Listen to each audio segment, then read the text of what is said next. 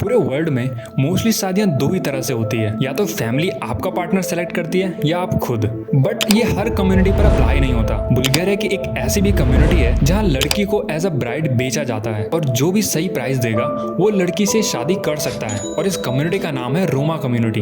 Bulgaria एक eastern European country है जिसकी पॉपुलेशन लगभग 64 लाख है और ये पिछले कई डिकेड से घट रही है, और इसी कंट्री का एक माइनर पार्ट है रोमा कम्युनिटी। रोमा कम्युनिटी माना जाता है कि बुल्गारिया में 14th सेंचुरी में आए थे, बट हो सकता है कि वो बहुत पहले से वहीं रहते आए हों। रोमा कम्युनिटी का ओरिजिन नॉर्दर्न इंडिया से माना जाता है, जो लगभग 1000 साल पहले मिडिल ईस्ट से पर्शियन और ऑटोमन एम्पायर के टाइम से मूव होते हुए यूरोप तक आए हैं। इन्हें एक और नाम दिया गया था जिप्सी।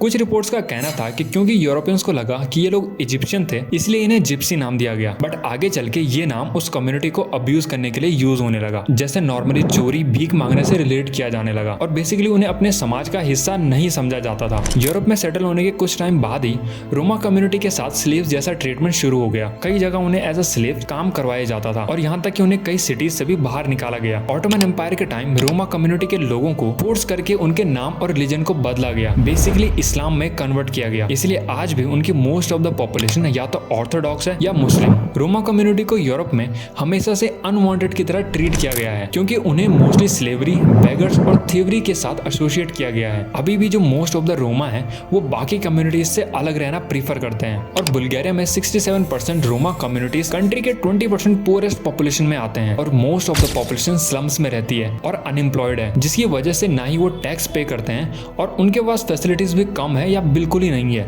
जैसे वाटर, सुएज, ट्रांसपोर्टेशन और एजुकेशन। और वैसे क्योंकि नेटिव यूरोपियंस और रोमास के बीच कभी सही रिलेशन बन ही नहीं पाए, तो ये लोग अभी भी अपना ही कल्चर फॉलो करते हैं और बाकी कम्युनिटीज से दूर रहते हैं। रोमा कम्युनिटी में एक ट्रेडिशन है मैरिज मार्केट का, जो कि माना जाता है कि लगभग जब से कम्युनिटी यूरोप में बसने आई थी तभी से ब्राइड मार्केट के नाम से शुरू हुआ था। इन मार्केट्स में फैमिली, बेसिकली पेरेंट्स, अपनी बेटी को तैयार करके उसके लिए महंगी शॉपिंग करते हैं और उसे गोरे से गोरा दिखाने की कोशिश करते हैं ताकि उसके ज्यादा से ज्यादा पैसे मिल सकें। और लड़की कितनी में दी जाएगी वो इस बात पर भी डिपेंड करता है कि ब्राइड वर्जिन होनी चाहिए, उसका पहले किसी के साथ रिलेशन ना हुआ हो। और इंटरेस्टिंगली मोस्टली इनकी एजेस 13 से 20 की होती है, एक तरह से बाल विवाह।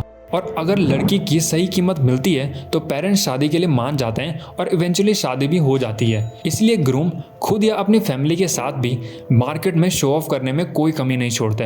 एक्सपेंसिव कार से लेके गोल्ड चेन्स तक सब कुछ ट्राई करते हैं ब्राइड की फैमिली को कन्विंस करने के लिए। इवन दो यूरोप को मॉडर्न वर्ल्ड और ओपन कल्चर की तरह देखा जाता है, बट स्टिल रोमास यूरोप में रह के भी अपने को सेपरेट रखते हैं। रोमा कम्युनिटीज में गर्ल्स को फोन या ड्रेसेस के लिए कभी अपोज नहीं किया जाता, वो जो चाहे पहन सकती है, क्योंकि मे बी पेरेंट्स को समझ आ गया है कि जितनी अट्रैक्टिव उनकी बेटी दिखेगी उतना बेटर प्राइस मिलेगा, और उनके बदले जो पैसा दे रहे हैं वो भी अट्रैक्टिव वुमेन के लिए पैसा देने को तैयार होते हैं, ना कि किसी ट्रेडिशनल वुमेन के लिए। बट जब बात शादी या रिलेशनशिप पर आती है तो कम्युनिटी प्रिजर्वेशन पर फोकस करती है, अपने ट्रेडिशन को कंटिन्यू रखना चाहती है। अब आप हो सकता है कि सोच रहे होंगे कि यूरोप जैसे रीजन में गवर्नमेंट चाइल्ड मैरिजेस और ब्राइड सेलिंग होने कैसे दे रही है। वहां पर ह्यूमन राइट्स बहुत इंपॉर्टेंट माना जाता है। जैसे कि मैंने कहा, रोमास को यूरोप अनवांटेड मानते हैं, तो उनके कम्युनिटी में क्या हो रहा है, सही हो रहा है या गलत हो रहा है, इससे बहुत ज्यादा फर्क नहीं पड़ता, और खुद रोमा कम्युनिटी भी यही चाहती है। बट सिर्फ 2016 के रिव्यू में यूएन कम्युनिटी ने राइट्स ऑफ द चाइल्ड पर बुल्गारिया को रेकमेंड किया था कि वो